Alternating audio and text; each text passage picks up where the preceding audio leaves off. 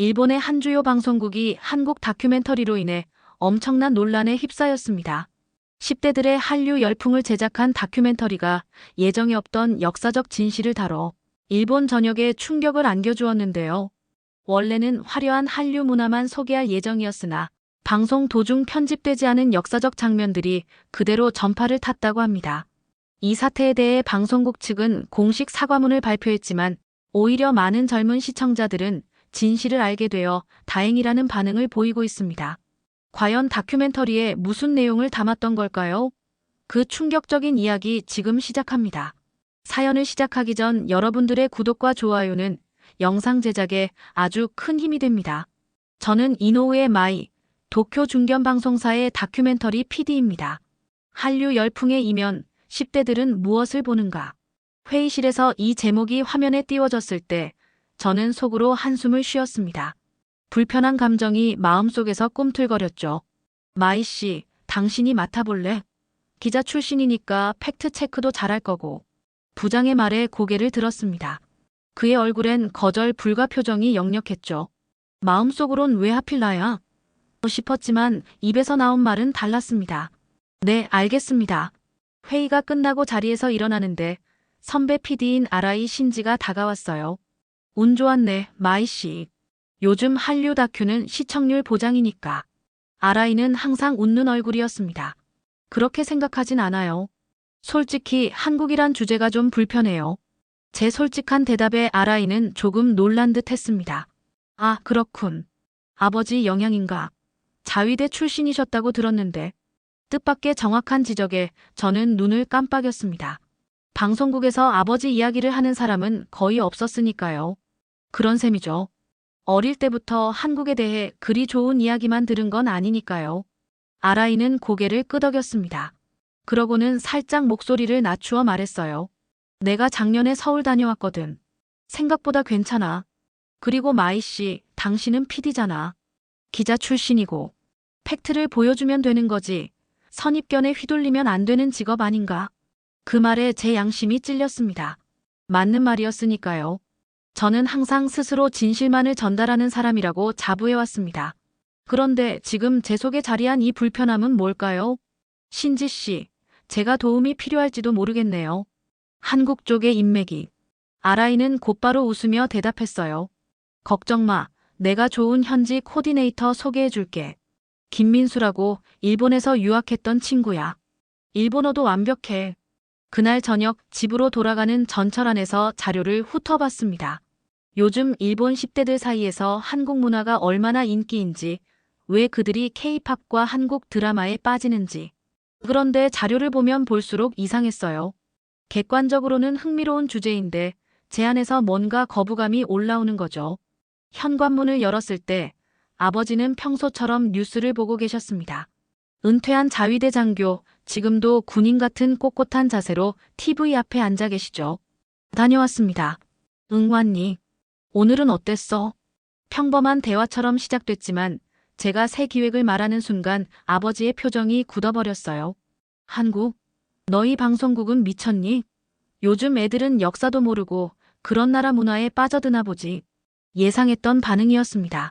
아버지는 항상 한국과 중국에 관해서는 단호했으니까요. 저는 무거운 한숨을 내쉬었죠. 그냥 일일 뿐이에요, 아버지. 하지만 마음속에선 아버지 말이 틀리지 않다고 생각했습니다. 그렇게 생각하는 제 자신이 부끄러웠지만요. 방에 들어와 침대에 누워 천장을 바라봤어요. 팩트만 담아오면 돼. 개인 감정은 배제하고. 하지만 그게 가능할까요? 가슴 한편에 묵직하게 자리 잡은 이 감정을 안고서 과연 공정한 다큐를 만들 수 있을까요? 전화기가 울렸습니다. 아라이였어요. 인천공항 티켓 예약했어. 다음 주 월요일이야. 준비해. 이제 정말 한국으로 가야만 하는군요. 전화를 끊고 깊은 숨을 들이마셨습니다. 다음 날 아침 제작팀 회의실에 들어서자 부장이 저를 불렀습니다. 마이 씨, 이번 한류 특집은 시청률이 중요해. 10대들이 왜 열광하는지 화려한 K-팝 공연 영상, 그런 걸 많이 담아와. 시청자들은 그런 걸 원한다고. 저는 고개를 끄덕이며 메모했습니다. 부장의 눈빛은 시청률만 잘 나오면 된다는 메시지를 분명히 전하고 있었어요. 취재 일정은 어떻게 되나요? 다음 주 출발이야. 일주일 정도면 충분할 거야. 우리 채널에서 이번 분기 주력 프로그램으로 밀 예정이니까 자극적인 장면 많이 찍어오라고. 회의가 끝나고 자리로 돌아오는데 아라이 신지가 커피 2잔을 들고 다가왔습니다. 부장 말 듣지 마. 한류가 왜 인기인지, 그 이면에는 무엇이 있는지, 진짜 한국의 모습을 담아와야 해. 저는 아라이의 말에 살짝 눈썹을 찌푸렸죠. 신지 씨, 그건 결국 시청률 안 나오는 다큐를 만들자는 거잖아요. 부장님 말씀대로 화려한 모습만 담는 게 낫지 않을까요? 아라이는 고개를 절레절레 흔들었습니다. 마이, 당신은 기자 출신이잖아. PD가 되었다고 해서 진실을 외면할 건가? 일본 10대들이 한국 문화에 빠지는 현상이 단순한 화려함 때문이라고 생각해. 그 말에 잠시 생각에 잠겼습니다. 맞는 말이었죠. 기자 시절, 저는 항상 사실만을 추구했어요. 이건 단순한 예능 프로그램이 아니라 다큐멘터리니까요. 그래도 한국에 대해 깊이 파고들어봤자 시청자들이 관심 있을까요? 아라이는 빙그레 웃으며 말했습니다.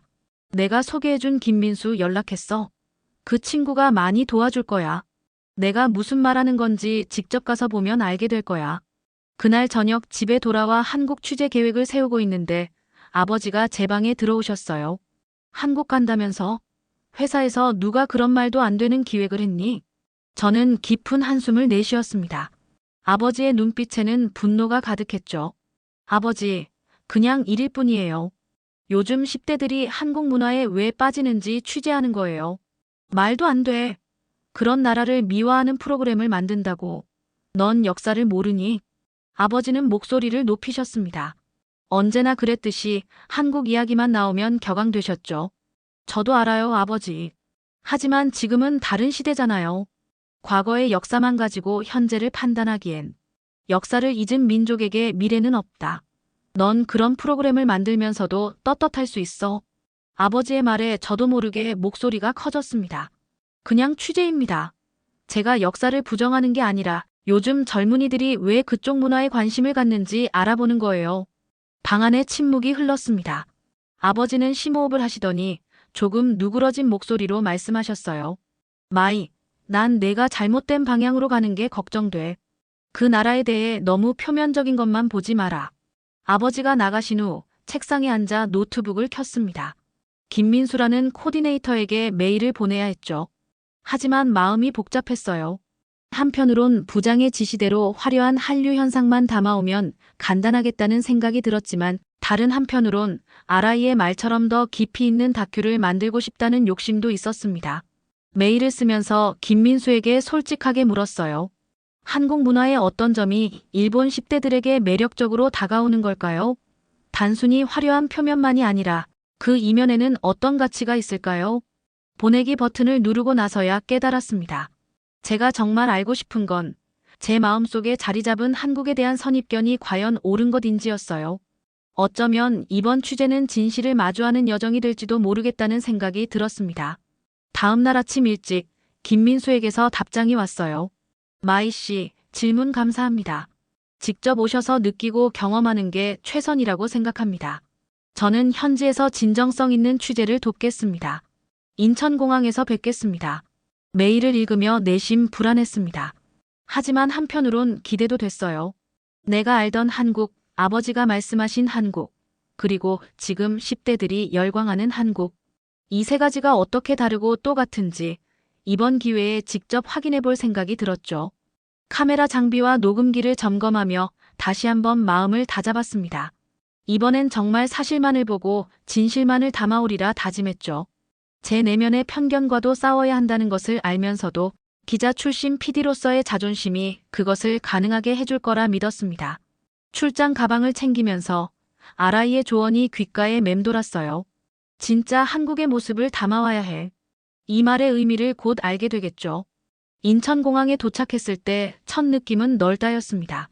일본의 공항과는 다른 개방감이 느껴졌죠.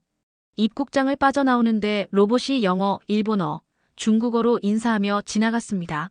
순간 눈이 휘둥그레졌어요. 어서 오세요, 마이 씨. 비행은 편안하셨나요? 고개를 돌리니 젊은 남성이 유창한 일본어로 말을 걸어왔습니다. 키가 크고 단정한 차림의 그 사람은 코디네이터 김민수였죠. 네, 감사합니다. 당신이 김민수 씨인가요? 맞습니다. 이메일로 연락드렸던 코디네이터예요. 오늘부터 한국 취재를 도와드릴게요. 김민수는 제 짐을 받아들며 출구로 안내했습니다. 공항 곳곳에 설치된 첨단 시스템들이 눈에 띄었어요. 자동 심사대를 통과하는 현지인들, 로봇 청소기, 곳곳에 설치된 무료 와이파이 안내판. 여기 공항, 상당히 현대적이네요. 김민수가 웃으며 대답했습니다. 인천공항은 세계공항 서비스 평가에서 연속 1위를 차지했어요. 우리의 자랑이죠. 차에 탑승하자 김민수가 전체 일정에 대해 설명했습니다. 오늘은 호텔 체크인 후 대학가를 방문할 예정이라고 했죠.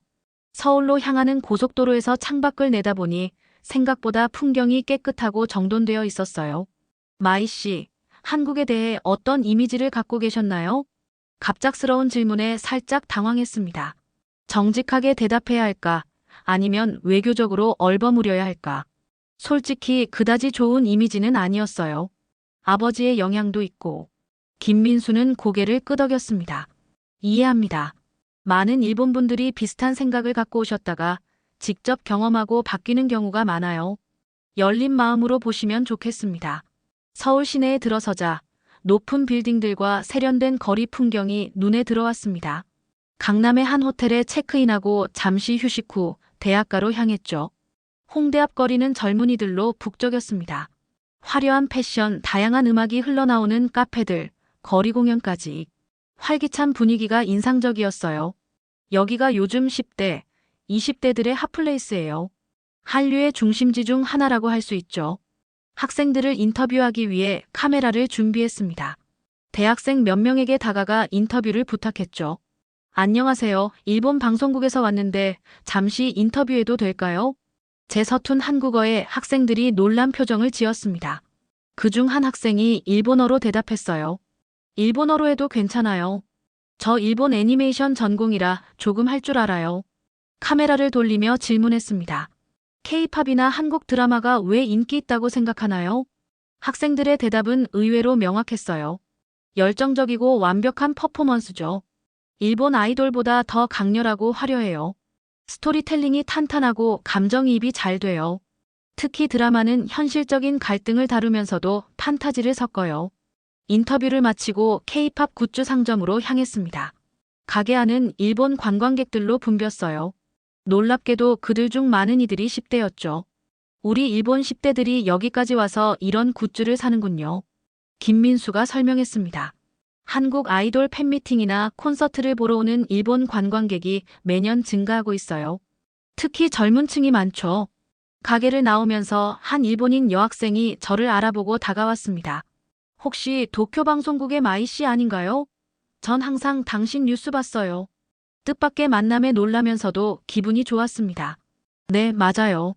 지금은 PD로 일하고 있어요. 한국에 왜 왔어요? 제가 좋아하는 그룹 콘서트 보러 왔어요. 일본에서는 못 보는 스케일이라 직접 보러 왔죠. 그 학생과 잠시 대화를 나누면서 일본의 젊은이들이 한국 문화에 진심으로 매료되어 있다는 사실을 실감했습니다. 저녁이 되자 김민수가 한국식 바비큐 식당으로 안내했어요. 테이블에 앉아 고기가 구워지는 것을 보며 문득 생각했습니다. 이건 일본에서 상상했던 한국의 모습이 아닌데. 마이 씨, 하루 어땠어요? 기대했던 것과 달랐나요? 솔직히 답했습니다. 네, 많이 달랐어요. 생각보다 훨씬 세련되고 현대적이네요. 사람들도 친절하고요. 김민수가 웃으며 고기를 뒤집었습니다. 이제 겨우 첫날이에요. 앞으로 더 많은 것을 보게 될 거예요. 표면적인 한류만이 아니라 그 이면에 있는 한국의 진짜 모습도요. 식사를 마치고 호텔로 돌아오는 길, 화려한 서울의 야경을 보며 생각에 잠겼습니다.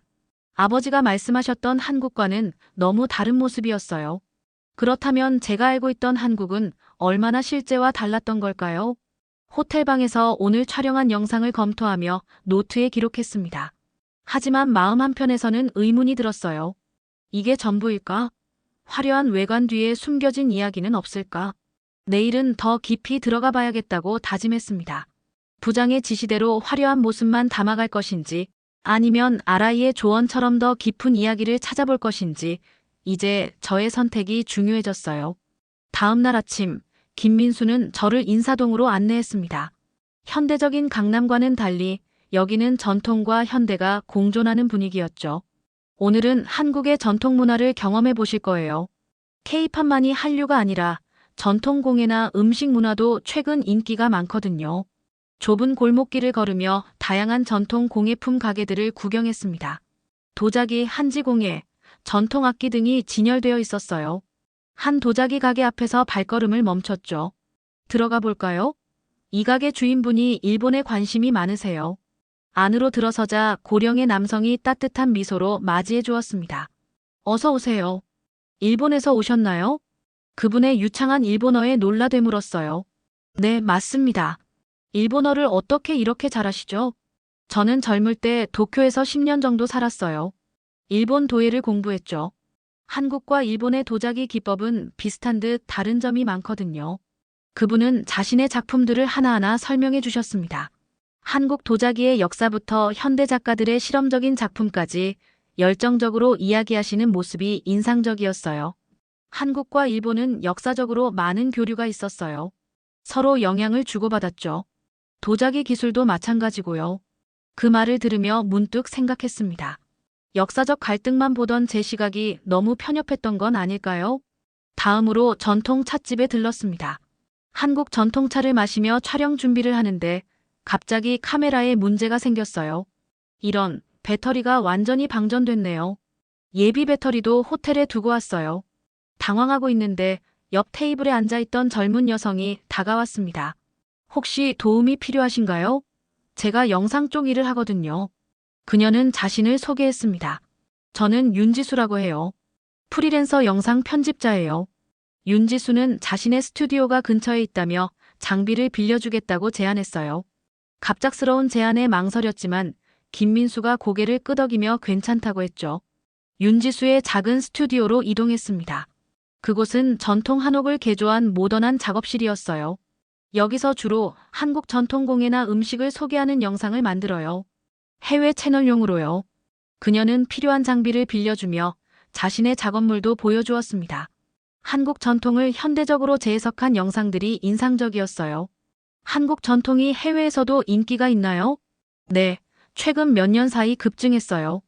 K-팝이나 드라마로 한국에 관심을 갖게 된 외국인들이 점차 전통 문화에도 관심을 보이기 시작했거든요.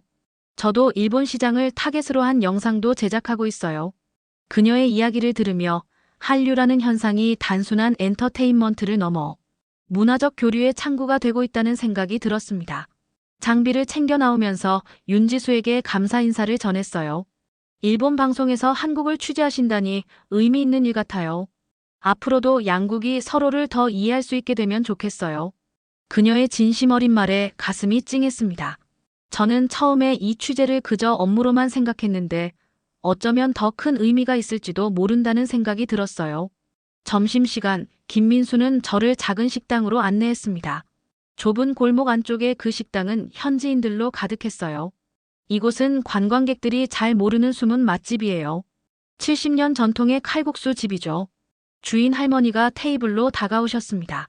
주름진 얼굴에 친절한 미소를 지으셨죠. 일본에서 오셨어요? 옛날에 일본 손님들 많이 왔었는데 요즘은 좀 줄었네. 할머니는 일본어 단어를 간간히 섞어가며 이야기하셨어요. 그 모습이 어딘지 제 외할머니와 닮아 있었습니다. 어르신, 일본어를 어떻게 하세요? 할머니는 잠시 표정이 복잡해지셨다가 담담하게 말씀하셨어요. 젊을 때 일본에서 살았었어. 힘든 시절이었지만 그곳에서 만난 좋은 사람들도 있었어. 더 이상의 설명은 없었지만 그 말 속에 깊은 역사가 담겨 있다는 것을 느낄 수 있었습니다. 할머니가 내어주신 칼국수는 정말 맛있었어요. 맛있게 드세요. 음식에는 국경이 없는 거야. 할머니의 그 말이 마음에 깊이 남았습니다. 음식을 통해 서로를 이해하고 과거의 상처를 조금씩 치유할 수 있지 않을까요? 식사 후 김민수는 저를 북촌 한옥마을로 안내했습니다. 전통 가옥들 사이로 걸으며 인터뷰할 만한 사람들을 찾았죠. 한 전통차 체험관에서 외국인 관광객들이 한복을 입고 차 예절을 배우는 모습을 발견했습니다. 그 중에는 일본인 관광객들도 있었어요. 한국 전통 문화가 이렇게 세계적으로 관심을 받고 있군요. 김민수가 설명했습니다. 네, 특히 최근 몇 년 사이 급증했어요. 정부 차원에서도 전통문화 콘텐츠 개발에 많은 투자를 하고 있고요. 인터뷰를 마치고 한옥마을을 나오는데 갑자기 하늘에서 비가 쏟아졌습니다. 우산이 없어 당황했는데 근처 가게 주인이 우산을 건네주셨어요. 괜찮아요. 나중에 돌려주세요. 그 작은 친절에 가슴이 따뜻해졌습니다. 온종일 만난 한국인들의 배려와 온정이 제 선입견을 조금씩 무너뜨리고 있었어요. 호텔로 돌아오는 길, 김민수에게 물었습니다. 한국인들 생각보다 친절하네요. 일본인에게도 편견 없이 대해주시고. 김민수는 잠시 생각하더니 대답했습니다. 역사적 아픔은 있지만 대부분 사람들은 개인을 국적으로 판단하지 않아요. 물론 가끔 힘든 기억을 갖고 계신 어르신들도 계시지만 젊은 세대들은 미래지향적인 관계를 원하고 있죠. 그 말에 깊이 공감했습니다. 개인과 개인이 만날 때 국적이나 역사보다 중요한 것은 서로를 인간으로 대하는 태도가 아닐까요? 오늘 하루 전통과 현대가 공존하는 한국의 모습, 그리고 다양한 사람들과의 만남을 통해 제 인식이 조금씩 변화하고 있음을 느꼈습니다. 이것이 진정한 취재의 의미가 아닐까 싶었어요.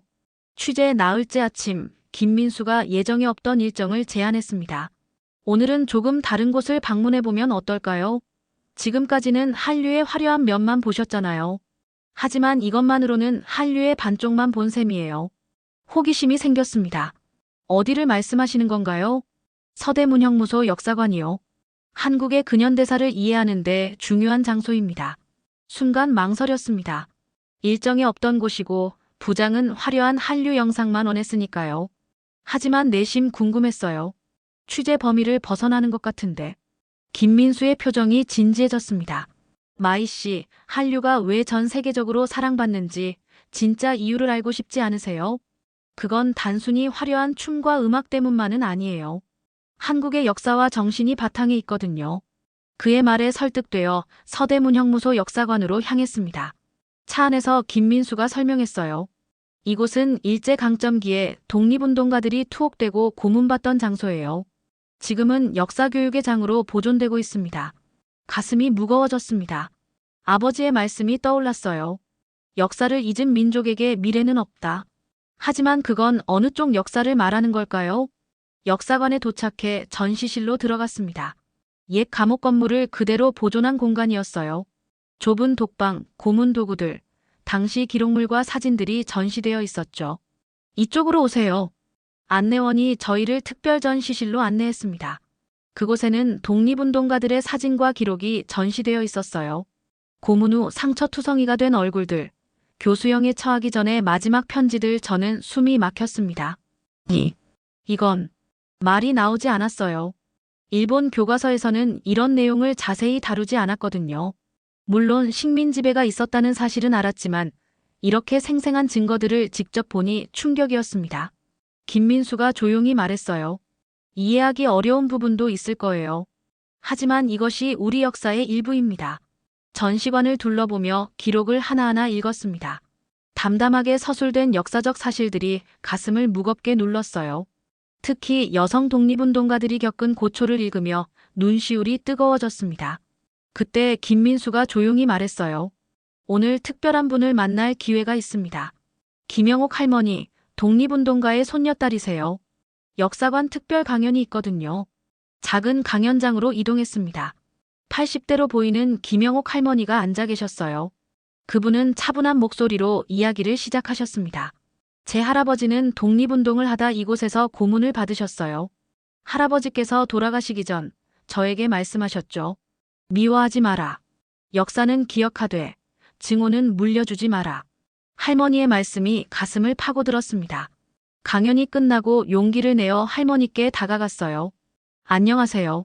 일본에서 온 다큐멘터리 PD입니다. 인터뷰를 허락해 주실 수 있을까요? 할머니의 눈빛이 저를 꿰뚫어보는 듯 했습니다. 긴장된 침묵 후 그분이 미소 지으셨어요. 물론이죠. 중요한 건 서로를 이해하는 것 아니겠어요? 카메라를 세팅하고 인터뷰를 시작했습니다. 할머니는 자신의 할아버지가 겪은 고초, 가족의 아픔, 그리고 해방 후의 삶에 대해 담담하게 말씀하셨어요. 할머니, 일본에 대해 어떤 감정을 갖고 계신가요? 조심스럽게 질문했습니다. 할머니는 깊은 숨을 내쉬셨어요. 개인적인 원한은 없어요. 일본 국민 전체를 미워한 적도 없고요. 다만 역사는 있는 그대로 인정되어야 한다고 생각해요. 그래야만 진정한 화해가 가능하니까요. 그 말씀에 눈물이 차올랐습니다. 아버지에게서 들은 이야기와는 너무 달랐어요. 이분은 직접적인 피해자의 가족임에도 불구하고 증오보다 이해와 화해를 말씀하셨으니까요. 저는 일본 학교에서 이런 내용을 자세히 배우지 못했습니다. 솔직하게 고백했어요. 할머니는 따뜻하게 손을 잡아주셨습니다. 그래서 당신 같은 젊은이들이 중요한 거예요. 진실을 알고 전달하는 사람들이 필요해요. 인터뷰를 마치고 밖으로 나오니 비가 내리고 있었습니다. 김민수가 우산을 건네줬어요. 괜찮으세요? 많이 힘드셨을 것 같은데. 말을 잇지 못했습니다. 마음속에서 무언가가 무너지는 느낌이었어요. 그동안 제가 알고 있던 역사라는 것이 얼마나 편향되고 불완전했는지 깨달았거든요. 김민수 씨, 다음은 어디로 가야 할까요? 김민수가 잠시 생각하더니 말했습니다. 위안부 역사관을 방문해 보시겠어요? 어려운 주제이지만 이해하시는 데 도움이 될 겁니다. 망설임 없이 고개를 끄덕였습니다. 이제는 진실을 마주할 용기가 생겼어요. 위안부 역사관에 도착했을 때 작은 전시관 앞에는 평화의 소녀상이 자리하고 있었습니다. 비 내리는 가운데 그 소녀상을 바라보는데 가슴이 아팠어요. 전시관 안에는 위안부 피해 할머니들의 증언, 당시 문서들, 국제인권단체의 보고서 등이 전시되어 있었습니다. 하나하나 꼼꼼히 읽으며 촬영했어요. 특히 할머니들의 증언 영상을 보며 눈물을 참을 수 없었습니다. 출구 쪽에서 한 여성 관계자가 다가왔어요. 일본에서 오셨나요? 취재하고 계신 것 같은데. 네, 일본 방송국에서 왔습니다. 한류 다큐멘터리를 만들고 있어요. 그분은 잠시 의아한 표정을 지었다가 이내 이해한다는 듯 고개를 끄덕였습니다. 한류와 역사는 별개로 보일 수 있지만 사실 깊이 연결되어 있어요. 지금의 한국 문화가 이렇게 강인하고 역동적인 것은 이런 아픈 역사를 딛고 일어선 정신이 바탕에 있기 때문이죠. 그 말이 오늘 제가 느낀 모든 감정을 정리해주는 것 같았습니다. 이런 내용을 일본에서 방송할 수 있을까요? 그분이 물었어요. 솔직히 말했습니다. 쉽지 않을 것 같아요. 하지만 시도해볼 가치가 있다고 생각합니다. 호텔로 돌아오는 길, 머릿속은 복잡했습니다. 오늘 본 것들이 계속 떠올랐어요. 아버지에게 어떻게 이 경험을 설명할 수 있을까? 방송국에선 이런 내용을 어떻게 받아들일까? 방에 들어와 오늘 촬영한 영상을 검토했습니다. 할머니의 인터뷰, 역사관의 자료들, 그리고 제 감정이 고스란히 담긴 영상이었어요. 노트를 꺼내 오늘 느낀 감정을 기록하기 시작했습니다. 한류의 진짜 힘은 단순한 엔터테인먼트가 아니다. 그것은 역사의 아픔을 딛고 일어선 민족의 회복력과 창조성에서 비롯된 것이다. 그리고 결심했습니다. 이 모든 내용을 다큐멘터리에 담을 것이라고요. 부장이 원하든 원하지 않든 이것이 진실이니까요. 기자 출신 PD로서 진실을 전달하는 것이 제 의무라고 생각했습니다. 창밖으로 서울의 밤 풍경을 바라보며 처음으로 마음이 편안해졌어요. 무언가 중요한 깨달음을 얻은 것 같았습니다. 한국과 일본, 우리는 서로를 더 이해해야 한다는 것을요. 일본으로 돌아오는 비행기 안, 창밖으로 구름을 바라보며 지난 일주일을 되새겼습니다. 제 안에 있던 선입견이 무너지고 새로운 시각이 자리 잡은 시간이었어요. 노트북을 열어 취재 영상들을 다시 살펴봤죠. 화려한 K-팝 공연부터 전통문화, 그리고 무거운 역사적 장면들까지. 이 모든 것이 진짜 한국의 모습이라는 생각이 들었습니다. 도쿄에 도착해 곧바로 방송국으로 향했어요. 부장이 저를 기다리고 있었습니다. 마이 씨, 취재는 잘 됐나? 화려한 장면들 많이 찍어왔지? 제 표정을 본 부장의 미소가 조금씩 사라졌습니다. 네, 그런 장면들도 충분히 촬영했습니다만 다른 것들도 많이 담아왔어요. 편집실에서 취재 영상을 보여드렸습니다. K-팝 공연과 한류 스타들의 화려한 모습, 그리고 전통 문화까지는 부장도 만족스러워했어요. 하지만 서대문형무소와 위안부 역사관 장면이 나오자 그의 얼굴이 굳어졌죠. 이게 뭐야? 이런 건 편집본에서 다 빼야 해. 우리 프로그램은 한류 열풍을 다루는 거지. 역사 교육을 하는 게 아니야. 예상했던 반응이었지만 제 마음은 이미 결정되어 있었습니다. 부장님, 하지만 이것도 한류의 일부예요. 왜 한국 문화가 이렇게 강인하고 역동적인지 그 이면에는 이런 역사가 있기 때문이에요. 부장이 한숨을 내쉬었습니다. 마이 씨, 현실적으로 생각해. 이런 내용은 시청자들이 불편해해. 시청률도 안 나오고 항해 전화도 올 거야. 굳이 건드릴 필요 없는 주제라고. 그의 말에 반박했습니다. 하지만 그것이 진실이라면요. PD로서, 기자 출신으로서 진실을 전달하는 것이 제 의무 아닌가요? 회의실에 침묵이 흘렀습니다. 그때 아라이 신지가 문을 열고 들어왔어요. 마이의 말이 맞아. 우리는 단순한 오락 프로그램이 아니라 다큐멘터리를 만드는 사람들이야. 시청자에게 진실을 전달해야 해. 부장의 표정이 더욱 굳어졌지만 아라이는 계속해서 저를 지지했습니다. 물론 모든 것을 다 보여줄 필요는 없어. 균형을 맞추는 게 중요하지. 한류의 화려함과 그 이면의 역사, 둘 다 적절하게 담아내면 오히려 더 깊이 있는 다큐가 될 거야. 긴 토론 끝에 타협점을 찾았습니다. 역사적 내용을 완전히 배제하지는 않되 그 비중을 줄이고 더 부드러운 방식으로 표현하기로 했어요. 반신반의하는 부장을 설득해 편집 작업에 착수했습니다. 그날 저녁 집에 돌아가 아버지를 마주했습니다. 긴장된 마음으로 거실에 앉았어요. 아버지, 한국에서 많은 것을 보고 왔어요. 아버지는 신문을 내려놓고 저를 바라보셨습니다. 그래, 어땠니? 생각보다 많이 달랐어요. 제가 알고 있던 한국과는 다른 모습이었죠. 조심스럽게 말을 이어갔습니다. 서대문형무소에서 본 것들, 김영옥 할머니와의 인터뷰, 그리고 역사관에서 느낀 감정들을 솔직하게 전했어요. 아버지의 표정이 굳어졌습니다. 그런 곳까지 갔던 거냐?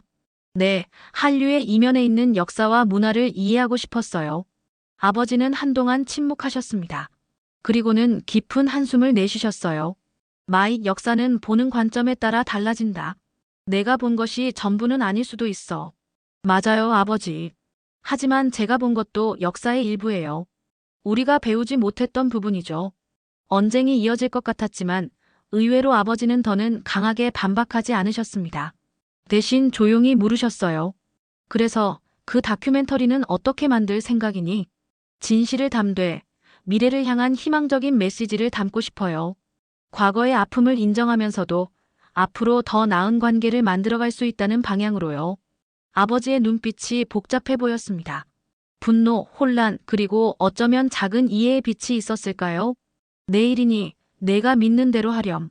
그 말이 완전한 지지는 아니었지만 최소한 인정의 표시였습니다. 가슴이 뭉클해졌어요. 이후 2주간 편집 작업이 이어졌습니다. 밤을 새우며 영상을 다듬고 내레이션을 녹음하고 음악을 선택했어요. 부장의 지시로 역사적 내용은 많이 줄였지만 완전히 배제하지는 않았습니다. 김영옥 할머니의 인터뷰 중 역사는 기억하되 증오는 물려주지 말아라는 말은 꼭 남겨두었어요. 마침내 다큐멘터리가 방영되는 날이 왔습니다. 시청률은 예상보다 높았어요. 하지만 예상대로 다양한 반응이 쏟아졌습니다. 일부 시청자들은 역사적 내용이 불편하다며 항의했고 또 다른 이들은 오히려 더 깊이 있는 접근을 높이 평가했어요. 방송 이후 아라이가 저를 찾아왔습니다. 마이, 잘했어. 완벽하진 않았지만 첫걸음으로는 충분했어. 하지만 많은 내용을 담지 못했어요. 특히 역사적인 부분은. 아라이는 미소를 지었습니다. 그래서 후속 기획을 생각 중이야. 한일 관계의 과거와 미래라는 주제로 더 심층적인 다큐멘터리를 만들어보지 않을래? 눈이 커졌습니다. 부장이 허락할 리 없다고 생각했거든요. 부장님이 동의하셨어요? 아직. 하지만 이번 다큐의 반응을 보면 가능성이 있어. 그리고 우리가 전부 방송으로 내보내지 못한 내용은 다른 방법으로 알릴 수도 있잖아. 아라이의 눈빛에서 의미를 읽었습니다. 온라인 플랫폼, SNS, 팟캐스트 같은 대안적 미디어를 통해 더 많은 이야기를 전할 수 있다는 뜻이었죠. 그날 밤 노트북을 열고 SNS에 짧은 글을 올렸습니다. 한류의 이면에 있는 이야기들, 곧 여러분과 나누겠습니다. 이것은 단순한 문화 현상이 아닌 역사와 정신이 담긴 이야기니까요. 창밖의 도쿄 야경을 바라보며 생각했습니다. 이번 취재는 끝이 아니라 시작이었어요. 한국과 일본, 두 나라 사이의 진실과 이해를 향한 여정의 첫걸음이었죠. 김민수에게 메일을 보냈습니다. 다음에 또 뵐 수 있을 것 같습니다. 더 깊은 이야기를 나누기 위해서요. 그의 답장이 곧 도착했습니다. 기다리고 있겠습니다. 이번엔 더 많은 진실을 함께 찾아봐요. 노트북을 닫고 깊은 숨을 내쉬었습니다. 처음 한국행 비행기를 탔을 때의 저와 지금의 저는 완전히 다른 사람이 되어 있었어요. 편견의 벽이 조금씩 허물어지고 그 자리에 이해와 공감이 자라났으니까요. 이것이 진정한 취재의 의미가 아닐까요? 단순히 보고 듣는 것이 아니라 경험하고 깨닫고 변화하는 것. 그리고 그 진실을 다시 세상과 나누는 것. 창밖으로 해가 떠오르기 시작했습니다. 새로운 하루, 그리고 새로운 시작이 저를 기다리고 있었어요. 이제 저는 단순한 방송 PD가 아니라 진실을 전하는 다리가 되기로 마음먹었습니다. 이건 시작일 뿐이다. 혼잣말로 되뇌며 새로운 기획안을 위한 첫 문장을 적었습니다. 역사를 마주할 때 우리는 비로소 서로를 이해할 수 있다. 저의 이야기가 여러분께 새로운 시각을 줄 수 있었기를 바랍니다. 오늘의 이야기가 마음에 와닿았다면 구독과 좋아요를 눌러주세요. 다음에도 더욱 흥미로운 이야기로 찾아뵙겠습니다. 감사합니다.